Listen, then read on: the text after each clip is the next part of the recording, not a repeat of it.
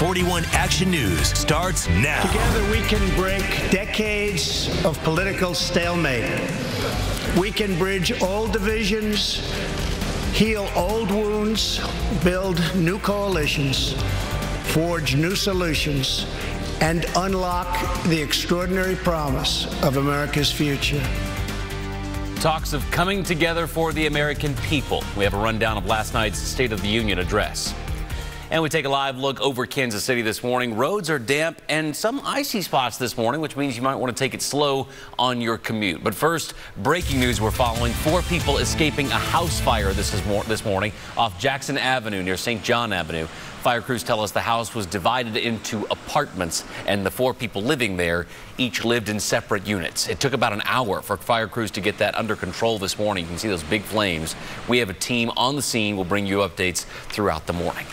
Also this morning, several schools are closed thanks to more winter weather coming this way. The names are at the bottom of your screen this morning. Lindsay Anderson's here with more on that, because we're not talking about snow necessarily, are we? Or is it more ice? Not yet. Okay. All right, Lindsay, thank you. Right now, as she said, there are still some slick spots out there. Bridges and overpasses, one of the big concerns as always. Yesterday, freezing rain led to this, a few crashes, several backups around the metro.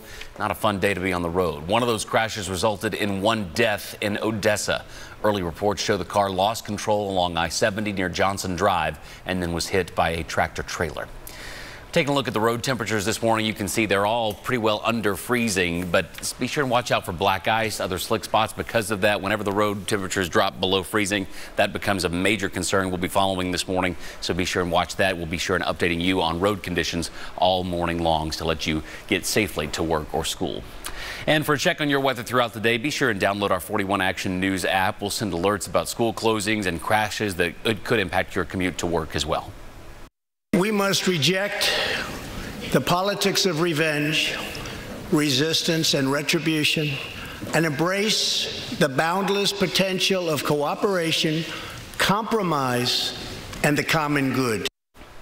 A call for unity and bipartisanship. That was the main focus for President Trump last night during the State of the Union address. That speech comes after a 1-week delay because of the 35-day government shutdown. Another main focus of the night was border security, as you might expect. The president emphasized the urgent crisis at the border.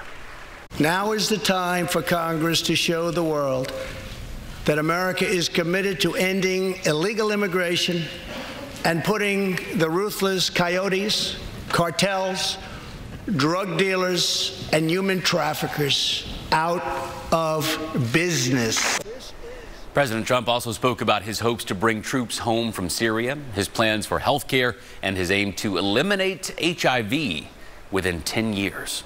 Also, during last night's speech, the president announced a second summit with North Korean leader Kim Jong-un set for February 27th, and that will be in Vietnam. After the speech, the Democratic Party responded, delivered by Stacey Abrams, the former minority leader of the Georgia House of Representatives and a candidate for governor. She highlighted the shutdown and called it a, quote, stunt engineered by the president. And she said the shutdown, quote, abandoned not just our people, but our values. She also noted the nation's approach to racism and says to call racism what it is, wrong. Despite her critiques of the president, she says she does not wish him to fail. So, even as I am very disappointed by the president's approach to our problems, I still don't want him to fail. But we need him to tell the truth and to respect his duties and respect the extraordinary diversity that defines America. Our progress has always been found in the refuge, in the basic instinct of the American experiment, to do right by our people. Abrams last night became the first black woman and one of just a few people of color to make a nationally televised address in U.S. history. Many local politicians from both sides of the state responded to President Trump's address from last night. Kansas Representative Steve Watkins echoed the president's call for unity. Border security, safe and legal immigration, national security, infrastructure, rural health care. Now, these are all areas that we can deliver on for the people if we roll up our sleeves and if we get to work. Enough with the partisanship. Let's get back to statesmanship.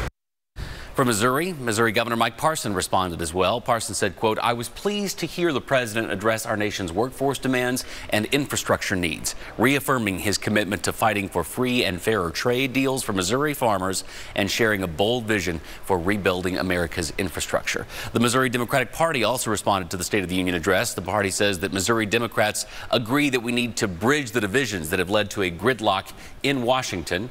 If we can get that to go just there, that's not going to go this morning. However, President Trump has so far proven totally incapable of being an inclusive leader.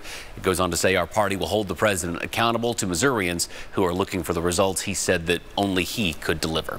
To listen to the president's full State of the Union address, you can head to our 41 Action News Facebook page. We've got the entire speech for you right there.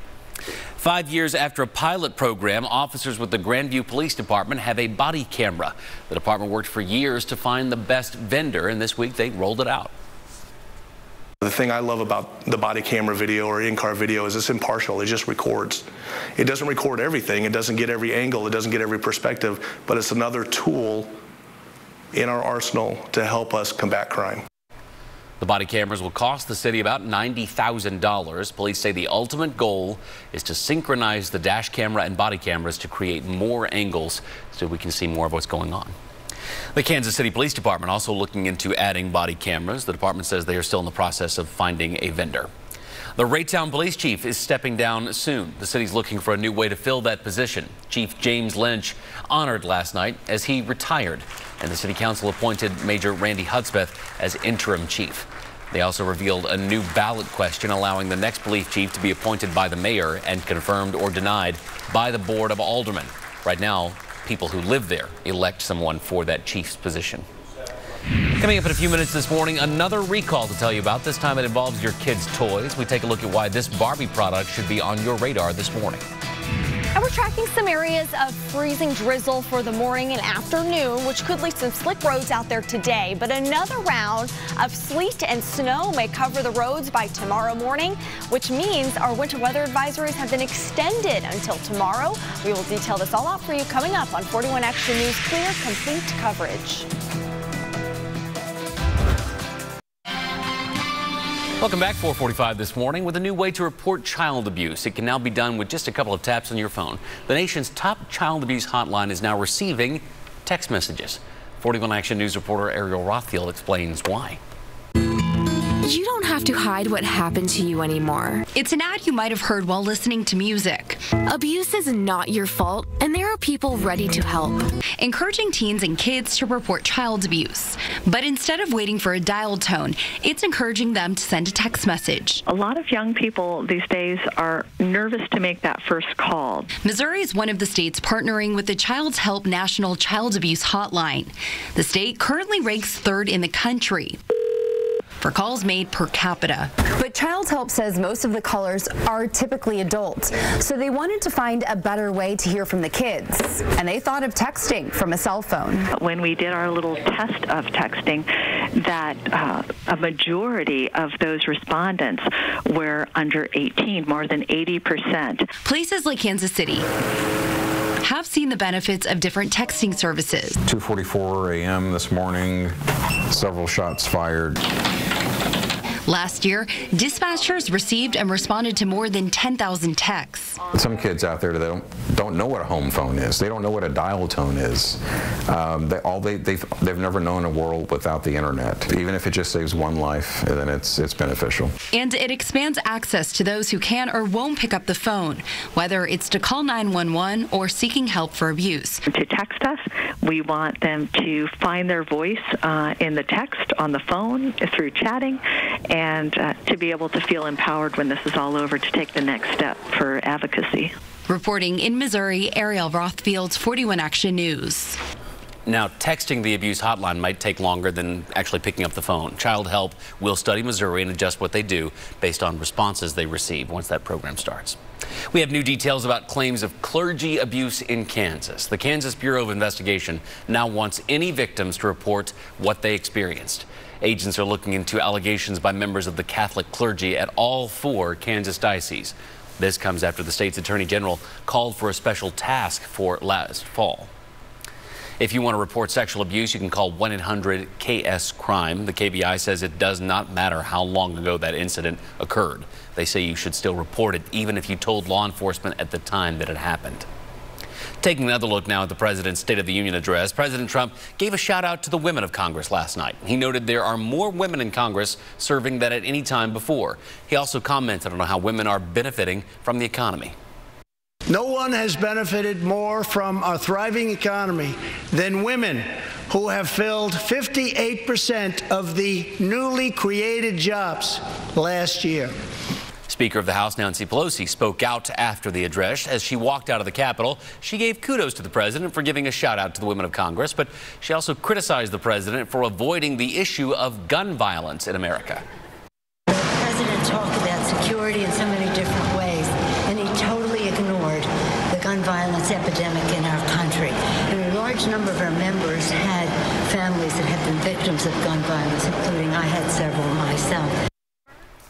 And you may have noticed Democratic women sporting particular outfits last night. All the Democratic women in Congress wore white, honoring the women's suffrage movement. This year marks the 100th anniversary of Congress passing the 19th Amendment, guaranteeing women the right to vote. The white outfits were also a nod to the amount of women elected into Congress this year. There are now 102 female members of the House and 25 women in the Senate, the largest number ever. MoDOT warning drivers to look out for black ice this morning. The department posted on its Facebook page information on how black ice forms. Everyone's in a teaching mood this week. Overpasses and bridges often have spots of black ice because of the cold air above and below. Also, melting snow and heat from your car can create those black ice spots as well, so just be aware of that. If you come across black ice while driving, there are some things you can do to hopefully avoid a crash. If you start to slide, pull off that accelerator. Don't slam on the brakes. Just tap them lightly. And if you fishtail, you know this, turn into the skid. Experts say just try and use some common sense while you're driving. Slow down, leave plenty of space between you and the car in front of you, so if something does happen, you have more time to react. Some Texas officers had to help a kitten down from, a tree. Coming up, how the officers used the resources they had to get this little one down. A Florida woman is thanking her dogs for saving her life. Maureen Hatcher collapsed from a stroke in December. Her dogs Bella and Sadie, look at those faces, ran across the street to the neighbor's house. Can you believe that? They were captured on her Ring doorbell camera. Also recorded the neighbor arriving, the paramedics taking Hatcher to the hospital. What a story. Good, good, good dogs. There's a stereotype about kittens we've seen in countless movies, TV shows, books. They're stuck in a tree. Well, some Lufkin, Texas police officers, guys, I used to live in Lufkin, Texas, rescued this kitten who was 30 feet up in a tree. The officers made a use of crime scene tape and a blanket for the homeless to get the cat down. One officer used the tape to shake the tree. The kitten came down safely into the blanket. That's a nice snag there. I know exactly where they are. Seriously, I used to live like a mile from where they're standing. That's wild. Coming up at 5 this morning, we are still monitoring road conditions. They're still slick and maybe going to get slicker. 41 Action News reporter Ray Daniel out on the roads in Storm Tracker this morning to give us the latest. We'll check in with her coming up at 5 o'clock.